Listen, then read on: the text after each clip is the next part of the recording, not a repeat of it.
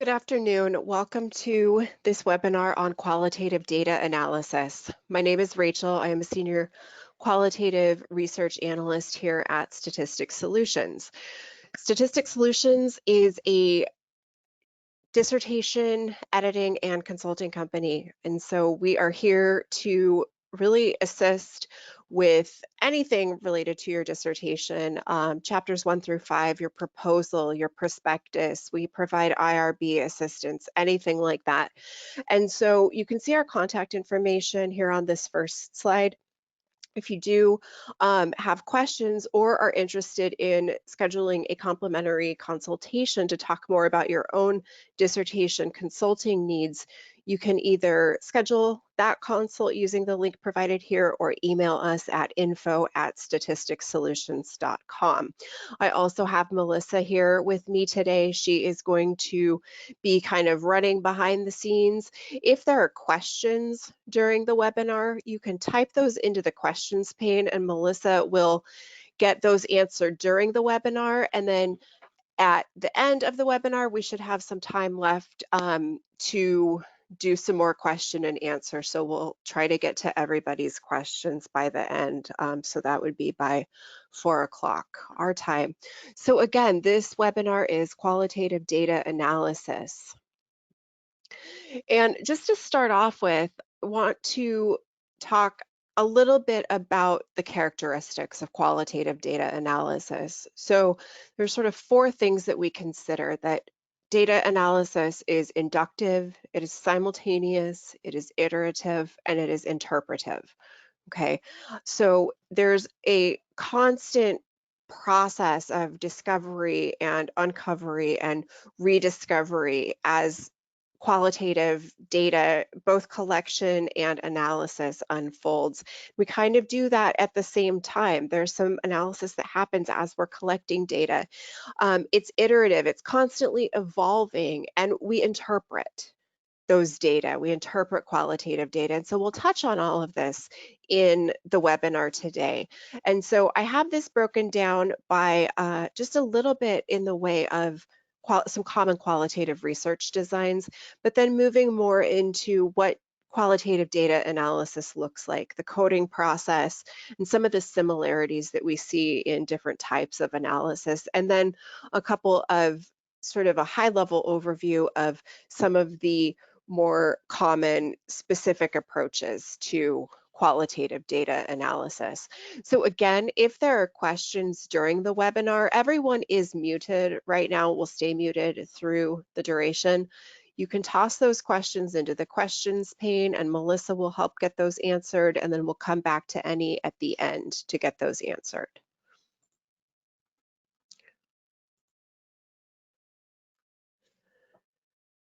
These are the most common qualitative research designs that I see as a mentor and consultant. The case study design is pretty common design for qualitative studies. This is when you're looking at one case or multiple cases, and in the instance of multiple cases, that those are bound by some kind of uniting factor. And what makes a case study unique is you're really exploring a phenomenon for sort of the how and the what and the why behind it. Okay. And so to really give a holistic look at that case, you use multiple data collection methods. This is the most common for case studies. So you might be familiar with interviews as a data collection method in qualitative studies, but here you might be looking at other types of data collection through observations, through document analysis, maybe through a focus group. Phenomenological studies are also very common, and this is where you might be interested in exploring the lived experience of participants who have gone through some experience. And so your participants would all have this experience in common. And so the focus is on what is the shared sort of essence of, or the core experience of that phenomenon, and how your participants assign meaning, how they make meaning of that experience. Okay, so it's not just about what is the experience like, but it's moving beyond that to how do you make sense of this experience? Okay, how was it lived amongst the participants?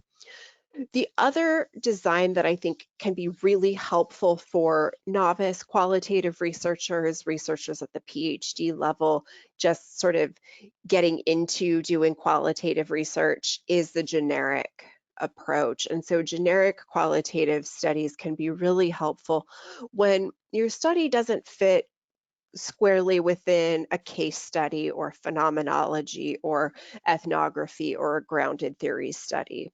And so generic in this case we don't use in a derogatory sense, the way we might be familiar with it, but what it allows is for greater flexibility in the design. And so whereas with say an interpretative phenomenological approach, there is a particular design and way of collecting data and then analyzing those data, and they all are fully aligned. But in a generic approach, you can sort of select what makes the most sense and what is justifiable based on your research problem and purpose and research questions.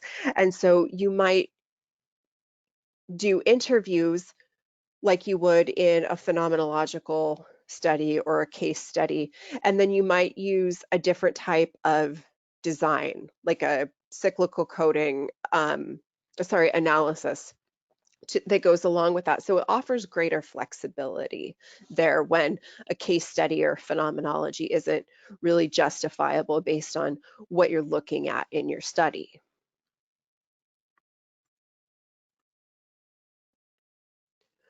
So I want to talk about data analysis, but there are some steps leading up to data analysis that are helpful to cover beforehand. Okay, so first is collecting your data. You have to have data to analyze. Okay, and qualitative data can come from any number of sources. So again, we often think of the interview as kind of the standard data collection method in qualitative research. And there's a good reason for this. Interviews are, they're great for really being able to talk to a participant in depth and at length about an experience, about a topic. Okay, but we can also use field notes. So this would be where we conduct our research activities, and then it's essentially journaling, writing down everything that we're doing and our impressions of what we're doing and what kind of new ideas that's generating. We can do documents. We can collect documents to do document analysis on. So let's say that you are conducting research in um, an elementary school setting. Okay, so, depending on what your topic is, you might be able to collect some documents from the school district or from the school itself that you would analyze. We can also make observations, observational data or qualitative data. And here, if we go back to our, conducting some type of research in an elementary school setting, you might physically observe the classroom and what is going on in the classroom. Okay, so we collect our data, we get all of our qualitative data, and then we have to start to make sense of those data. The first step here is to transcribe data. So we have qualitative data. If you're conducting interviews, you have probably recorded those interviews, same with your focus group. So you need to be able to get that audio onto paper, right? So transcription can be performed by you as the researcher. The other thing that we see a lot is hiring a transcriptionist to do the transcribing. And neither is necessarily better or worse than the other. They're both kind of appropriate in different contexts. Certainly, if you have the money to have someone transcribe your interviews for you, that could be a great approach. But it can also be helpful to do your own transcription because this is really the first place where you start to dive into your data. As you're transcribing, you're getting a really good sense of what your participants are saying. So the transcription also involves taking detailed information. Okay, time, setting, participant, and session type. What time of day did you conduct your interview? What was the setting of your interview? Certainly, you want to be able to match up the interview with the participant. And even if it's not their name, which it might not be, you could assign a pseudonym to that. And a session type, is it an interview? Is it a focus group? Because all of these details add context for the interview. Another thing that can be really helpful in transcribing is to leave extra space in the margins so that you can make notes to yourself as you're analyzing data later on. So just leave yourself some room to jot down your initial impressions of what you're reading, okay, once you get to the analysis stage.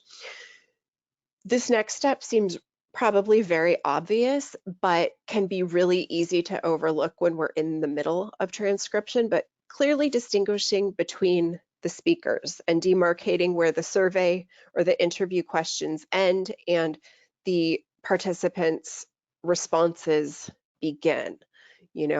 I know because I've been here, it's very easy to say, I'll just do that later because surely there's no way that I will forget who this participant is. And sure enough, a couple of weeks or maybe a couple of months down the road, you don't remember which participant it was. So just this attention to detail really early on can help save a lot of headache and heartache later down the road. And then another thing that is helpful in transcription is making any note of incidental noises during the interview, where your participants pause when they speak, where they say something and they're laughing at the same time, or maybe they mutter something under their breath, or maybe there's crosstalk between them and someone else in the background. This is all, again, contextual information for your transcript, for your interview, or your focus group. Okay, so it's good to make note of those things so that you have a really complete picture, complete sense of your data and what your participant is saying.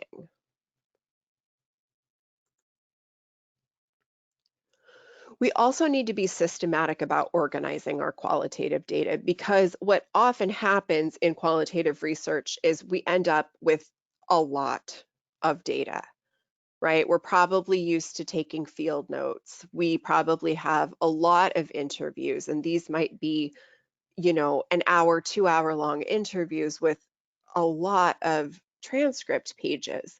So coming up with some way to systematically organize those data. And this can be done on the computer. It can be done in the cloud. You can use good old-fashioned hard copies in filing folders, notes on index cards, really whatever you are most comfortable with. And I certainly recommend at the bottom, like this says data backup, making sure that you have multiple copies. So even if you have something in physical form, it can be really helpful to scan that, get it into a digital copy so that you can save it to the cloud, be able to access that wherever you go or wherever you might need it.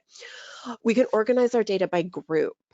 Okay, so again, let's say you're doing a case study and you have observational data and you have interviews and you have documents. You could you could organize or group your data by document type. So you could keep all of your interviews together and all of your observations together and all of your documents together.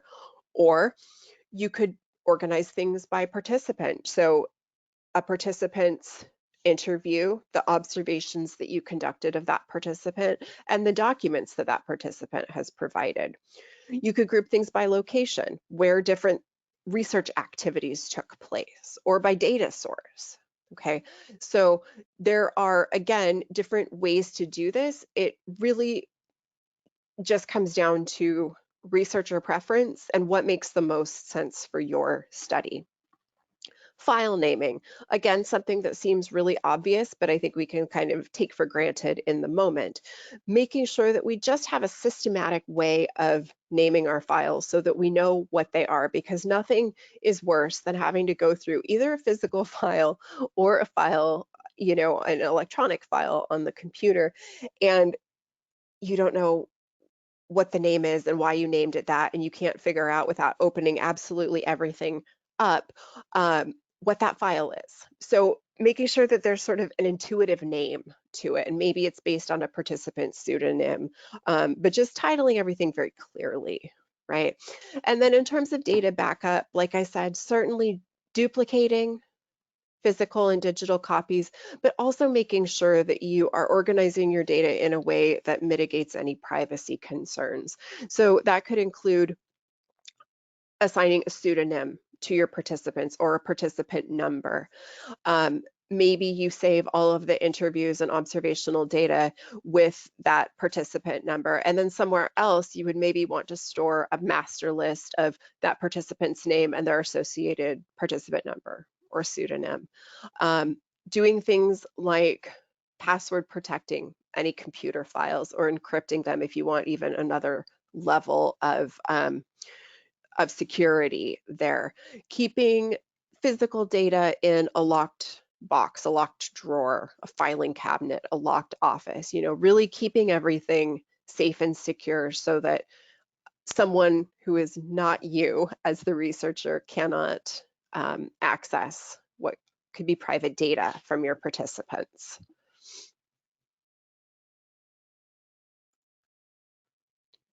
So once you have all of that set, the first step in data analysis, in qualitative data analysis, is reading your data.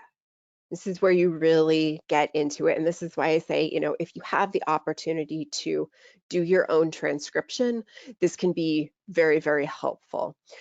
You want to read through all of your data to get a general sense of what your participants are saying and how they're saying it, and a sense of the topic, really a sense of the whole. Okay, this is the first step. No matter what specific qualitative data analysis plan you have, it's always going to begin with reading and reviewing your data. So this is your starting point. You have options for how to analyze your data. We can do this by hand.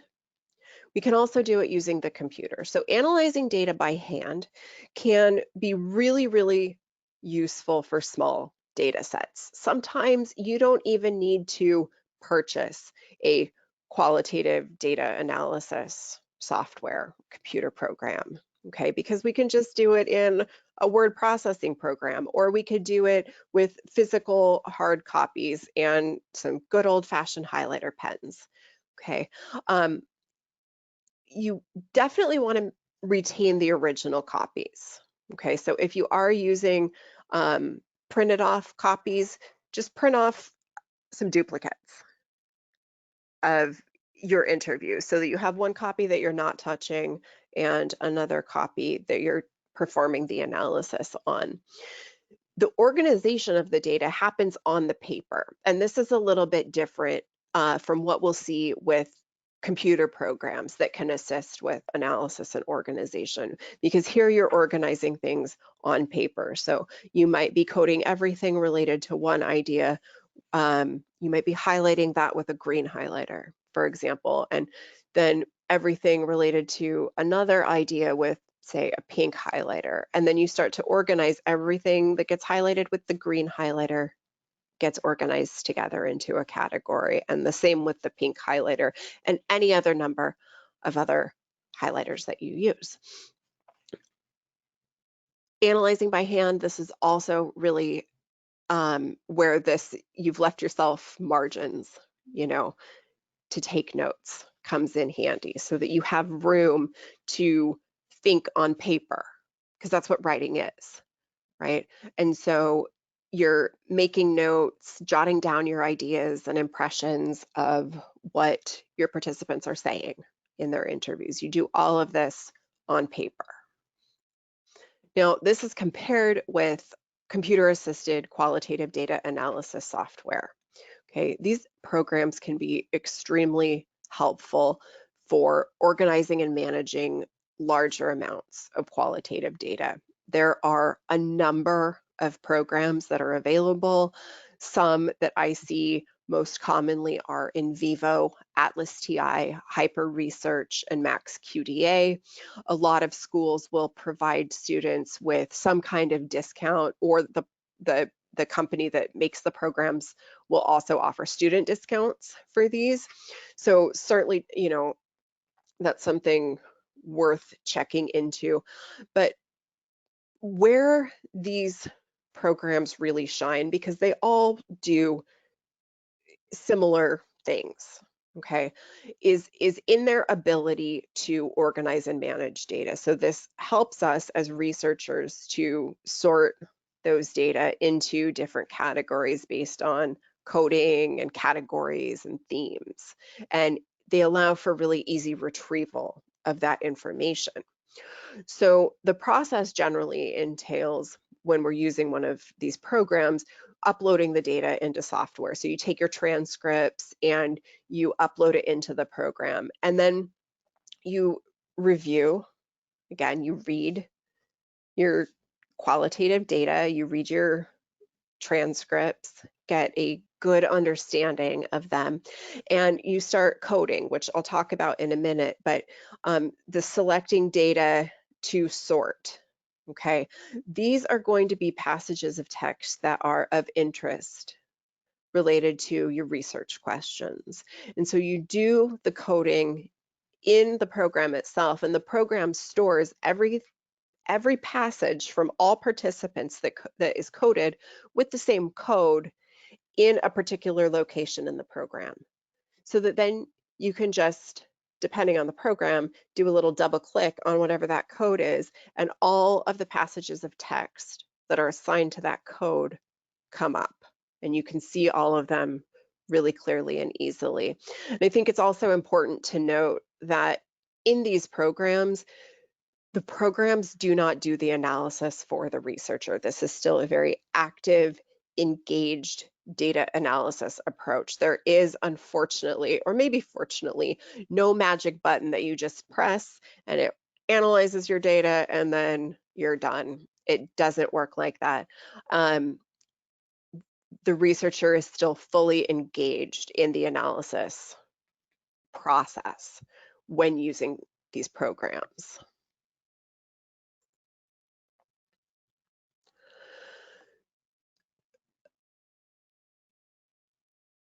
Qualitative data analysis, for the most part, all works in the same way, that we start with codes and we use codes to first reduce the data and then to start to build up categories or themes. Okay, and this process, no matter what data analysis plan you are using, this is essentially the same process. Okay, you're moving from code to category to theme as you're going along. So this is where we start to make sense of our data, to start to understand our data and what our participants are telling us. So the coding process, as I've said, begins with this repeated reading of data. Okay, we need to have a good sense of the entire picture, okay, of an interview or of a focus group. From there, we start to segment our data. This is the coding process. And these can be specific words. They can be short phrases. They could be sentences. It could be a sentence or two. It could be a paragraph. Okay, but it's going to, everything in a particular segment is going to relate to one aspect of a topic or one idea. When that data, when that piece is segmented, we assign it a short word or phrase that describes the segment of text. That's called a code. Okay, so the code needs to describe what's contained within it, and it just needs to be short. Okay, it's just a short little helpful title. All of these codes then are refined. So we're done with the coding process across all participants, and we start to look through the codes and we start to see that maybe we have a couple of similar codes. Maybe they're really talking about the same thing. We've just titled them differently. And so what we can do is bring those together and eliminate the redundancy there. So maybe we take two different codes and we create one. Okay. From there, we look at the codes and start to ask, what are the relationships between these? And those codes that are similar, we combine into larger categories. And we give those categories maybe a title that describes the relationship between the codes. Okay, so this is really the core process of qualitative data analysis. And to show an example of this, we'll use this little excerpt, okay? So this says, I really wasn't happy with the outcome. I almost started to cry when I found out. I had worked so hard to get a good grade in the class. I felt bad that all of my hard work was for nothing. I knew that this would have a big impact on my GPA. I had to get myself together before anyone from class saw me. I didn't want them asking why I was misty-eyed all of a sudden. So if we get a sense of the whole here, we understand that this person got maybe an assignment or an exam or something like that back in class and was really unhappy with the outcome because it was going to impact this person's GPA. And it made this person sad. Okay, so we have a sense of what this person's talking about and we start coding. Okay, so maybe our research question had something to do with what is the experience of getting an assignment back in class? What is the feeling associated with that? So we start to code through this excerpt. And maybe we code wasn't happy and we assign this blue, okay? I really wasn't happy with the outcome because that speaks to a feeling, right? Was not happy. And then we code started to cry. This also speaks to the feeling and the experience, okay? I felt bad. Well, that's kind of similar to was not happy, right? And it's still expressing a feeling about this experience. And then we code misty-eyed with the same code that we coded started to cry because they both speak to this, this actual physical emotion of crying. And so here we might call the dark blue code disappointment. Was not happy and I felt bad. Okay. What do these two things have in common? They express disappointment. Okay. And then tearfulness might be the short descriptive title, the code for started to cry and misty-eyed. Now, this is a really simplistic example, but here we have two codes and we can look at the relationship between these two codes. We have disappointment and we have tearfulness. And so maybe we look at this and say, well, these two things are related. Okay, and maybe they're related by this common theme of they express sadness. So that's the theme. Okay, and we would do that for all codes across all of our transcripts. Right? So we move from codes, we're reducing the data and building up these categories or themes. So as I said, qualitative data analysis really progresses in the same core way, but there are some specific types of data analysis that I see a lot. Thematic analysis, which is associated with Brown and Clark, is a really nice, flexible qualitative data analysis plan that I recommend because it is so straightforward in its use. And here, again, we begin by the reading and the review, as you all should know, reading and reviewing the transcripts for a sense of the whole. And then we perform coding of all transcripts across all interviews, or whatever those data are. You can also do this on documents or on observations. So we code all of our data, we have a long code list, and then we start to explore or search for themes. what are the relationships between those codes? Okay, and so this is what we see in that previous slide with our example of this theme of sadness. Okay, so we search for the themes and we create these larger themes from the codes. The next step then is to make sure that the themes are supported by the code. So here we go back into each code. We look at all of the statements that occur within a theme and make sure that those statements support the theme and also tell a comprehensive story about that theme. And at this point, it may be the case that you decide, well, this code doesn't fit so nicely under this idea of sadness, but maybe it fits a little bit better into a different theme. And that's perfectly okay if that's what makes sense for your data. Once you have that all set, then you define and title your theme. So you write up a definition. What is this theme about and what is the title of the theme? Okay, and the presentation of the findings is your results chapter. Generally, if you're working on a dissertation, you present what you found, you present those themes.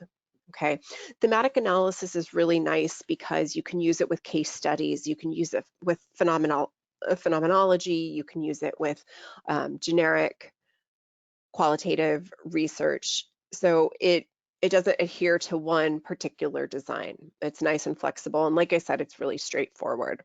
Cyclical coding is as well. And this is associated with Saldana.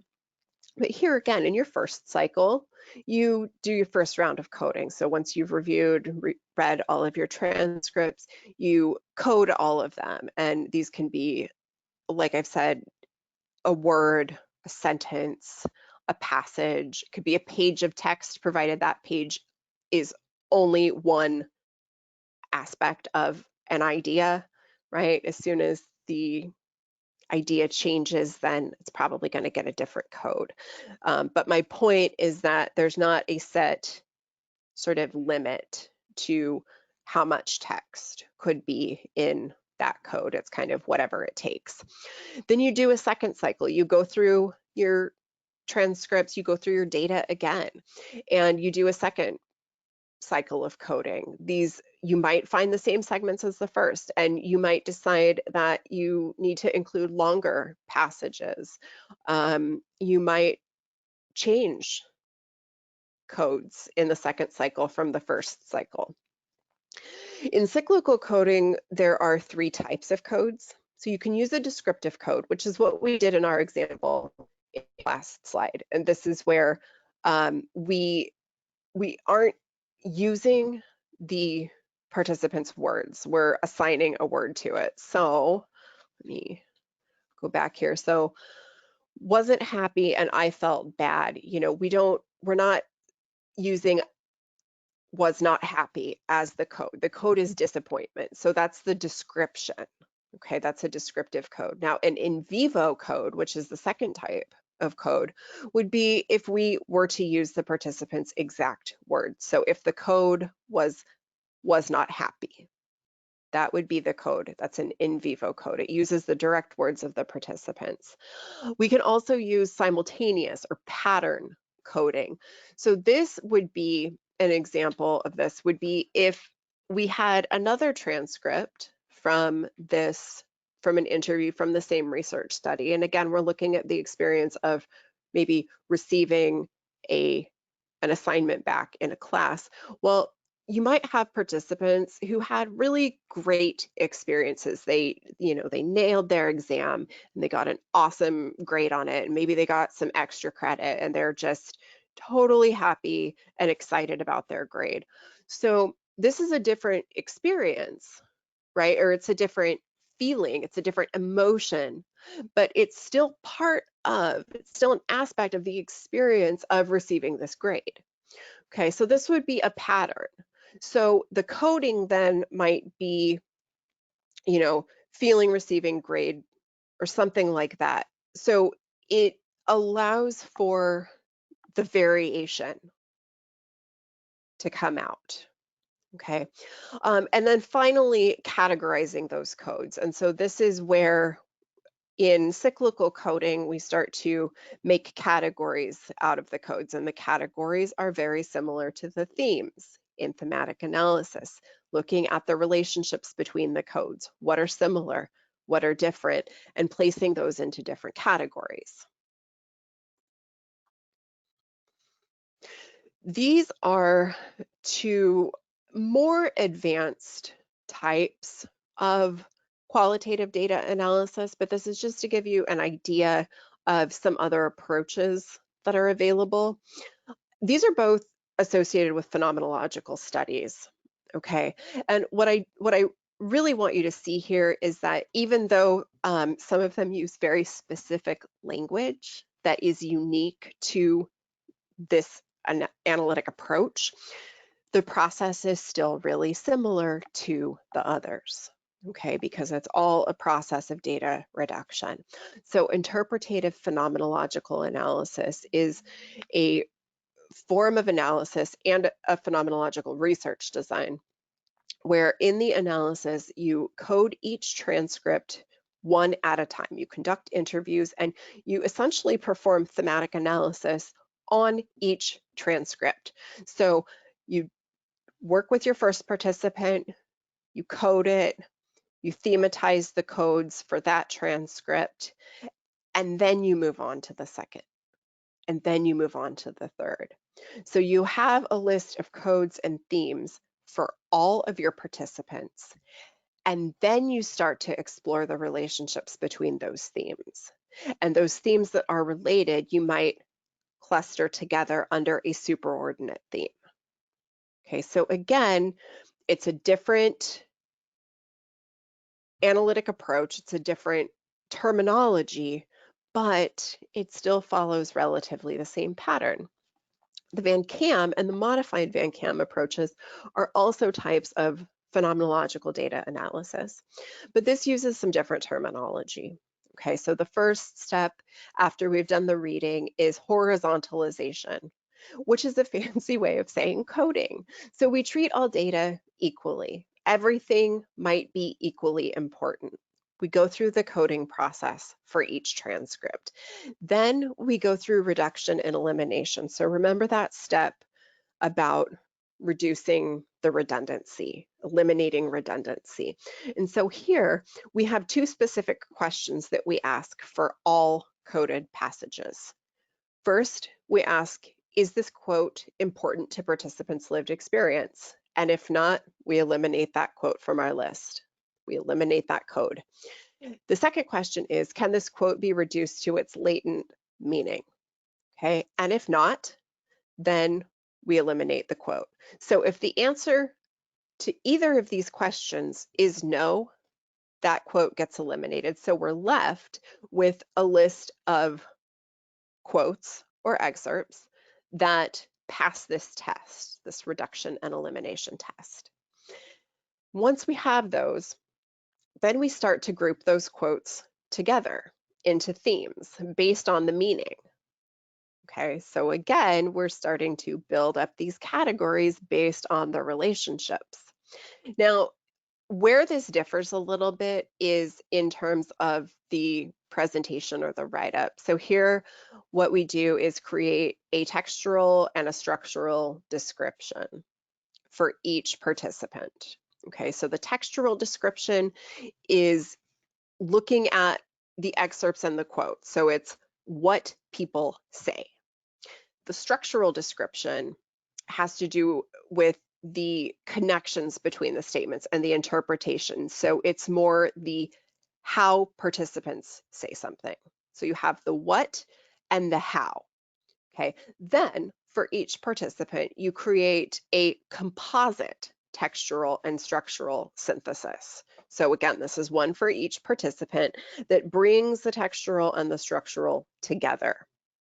And then finally, if that isn't enough work for you, we have the final structural textural description or the synthesis across all of the participants. Okay, but again, what I want you to see is that this still roughly follows our process for coding and categorizing qualitative data.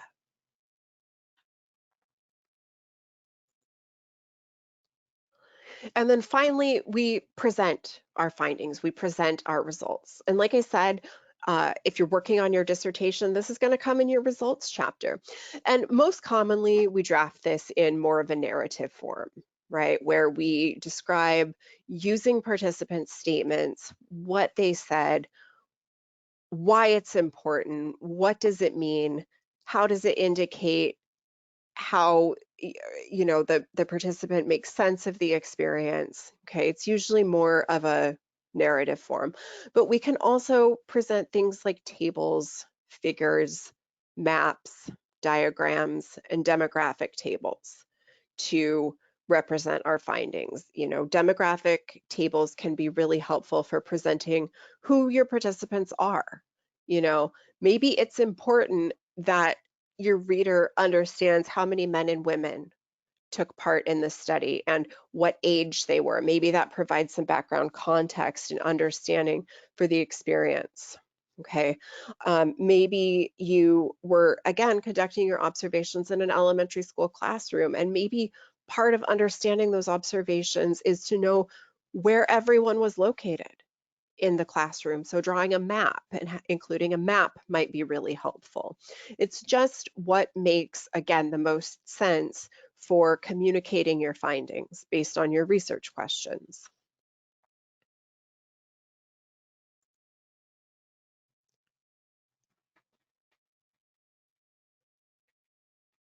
So again, we are Statistic Solutions. We are a full service dissertation consulting company. And so our goal is to help you help our clients, help graduate students complete your dissertations as quickly as possible, right? We know that students get stuck. There are a lot of places, there are a lot of sticking points during the dissertation process. That is why we're here to help. So I do encourage you to schedule. You can use the email here, the link provided, this phone number to schedule your 30-minute complimentary consultation to talk more about your specific dissertation needs. We provide support, again, through all 5 chapters of the dissertation, assistance with the prospectus, assistance with the IRB, sort of all of that. We are here to help.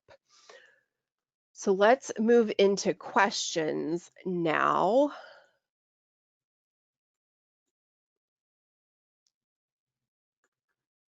Let's see.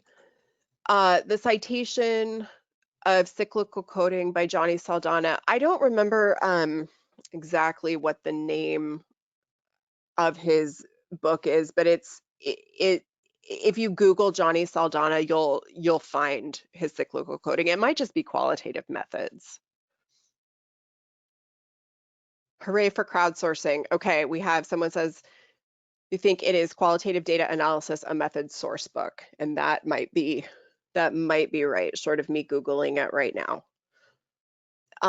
Another question, any book recommendations for qualitative research? So yes, I would recommend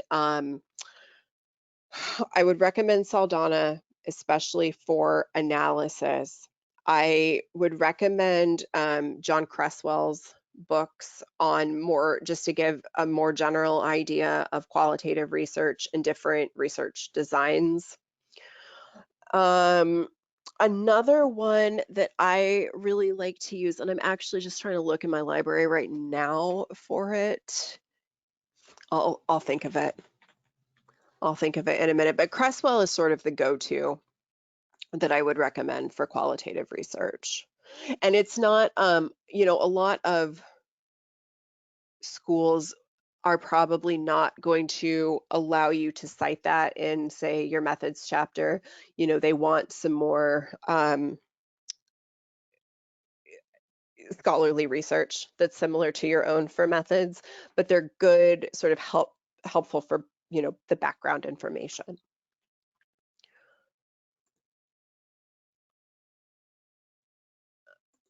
Let's see. Okay, so the next question is, how important is it to state in your manuscript what kind of qualitative study you are doing? Example, specifically differentiating phenomenological versus generic.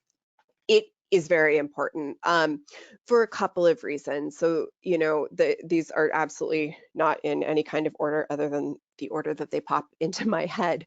But first, you want to make your study, ensure replicability to the extent that your study is replicable. So you really want your readers to be able to follow along and know exactly what you did. Another important consideration is that you need to be able to demonstrate that you understand the type of study that you're doing and you understand the other types of studies that are available, and you're able to justify why the particular design that you are using is the appropriate design for your study. Okay, so if you're doing a qualitative study, you want to have a good understanding of how a case study works and how a phenomenological study works and how maybe a grounded theory study works. And then you want to be able to justify why you're using whichever of those you're using.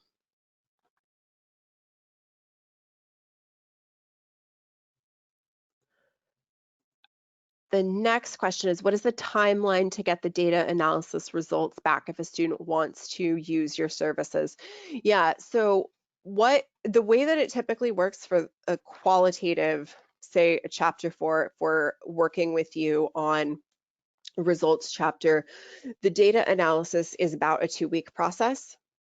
And then from there, we work together to draft the analysis chapter, and that's another approximately 2 weeks. And that it's the 2 week is pretty standard. Although certainly, there are some other considerations in terms of how much data you have and how many transcripts and those kinds of things. But the standard is really, it's about a 2-week process for analysis and about 2 weeks to work together for drafting the chapter.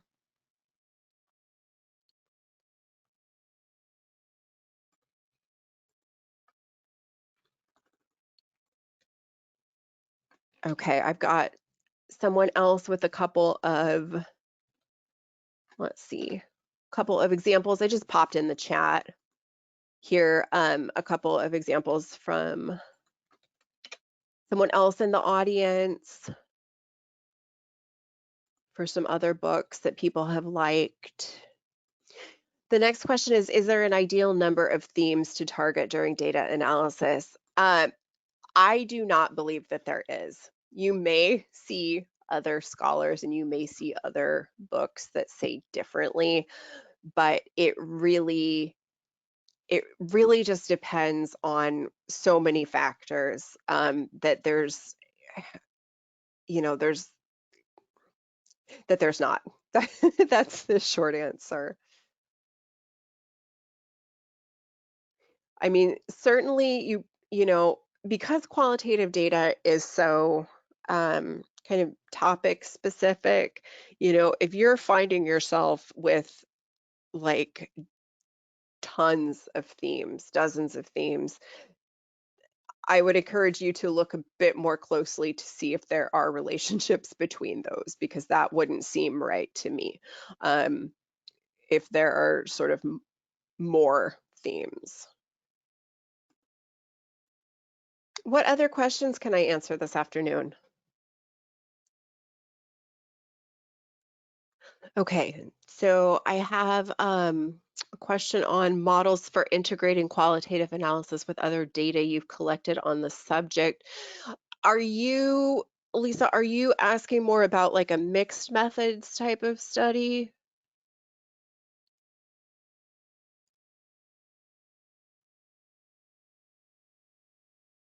Perhaps. Okay, so maybe a little bit just more generally. I mean, certainly there are ways of bringing qualitative and perhaps quantitative data together. Um,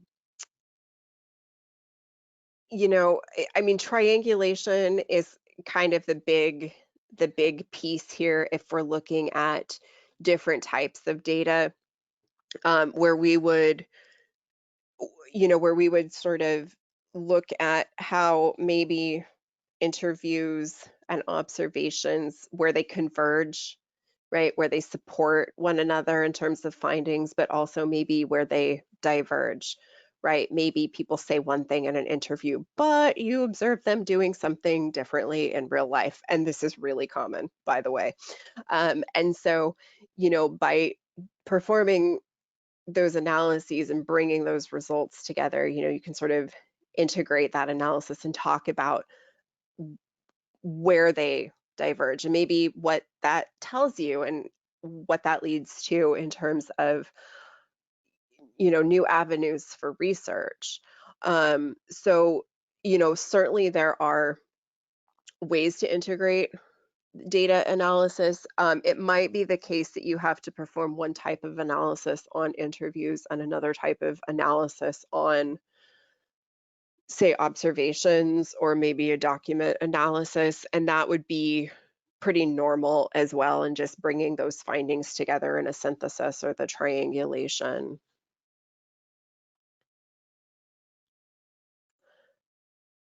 Um, have a question about literature reviews. More of a general, any thoughts on literature reviews? We actually do provide some webinars here at Statistic Solution on literature reviews, so I don't cover that in this particular presentation, although there are a lot of good resources also available on our website, and then, like I said, on the webinar on literature reviews, if you're looking for some more sort of specifics on that chapter, certainly.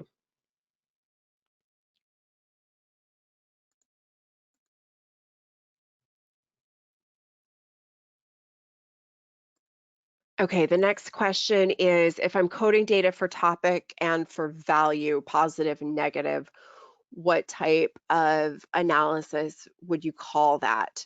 Um, it may be by sentiment, which is normally what I see for if you're looking at positive and negative. But I think it can kind of be done in the framework of, if you're coding data for a topic that could fit within thematic analysis, it could fit within cyclical coding. It's the positive and negative that has more to do with sentiment. Um, and yeah, like I said, that's typically what I just sort of see it referred to as, like, coding for sentiment.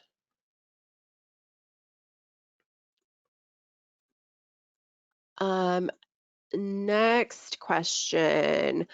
How can you defend that a study should be done from a grounded theory approach? So if you're looking at doing a grounded theory study, um, really this is appropriate when you want to generate a theory. So instead of coming into your study with a theoretical orientation, right, a theoretical framework, you are looking at a phenomenon and attempting to explain it by generating a theory. Okay, so if that is not what you're doing, then you probably don't want to do a grounded theory. And I will say that um, I am not convinced that the PhD level is the right level for grounded theory studies. They take a lot of time and a lot of resources, and you really have to know what you're doing because it's a process of continuous data collection and analysis and just repeating this cycle, repeating and exhausting this cycle. So you can have dozens of participants until you have exhausted all possible, ideas, um, experiences with the topic, and then you use your data to generate a theory from that. So that would be the justification for that study. If you're looking to develop a theory, right, an explanatory framework, then that's when you would use grounded theory. Do you have a training course for specific research design studies?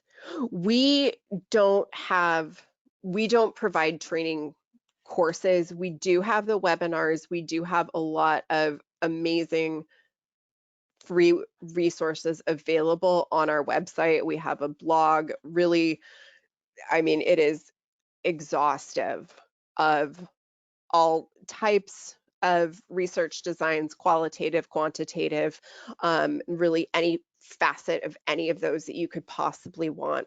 You can probably find it on our website. And then, certainly if you're looking for more help, we do provide consulting services as well.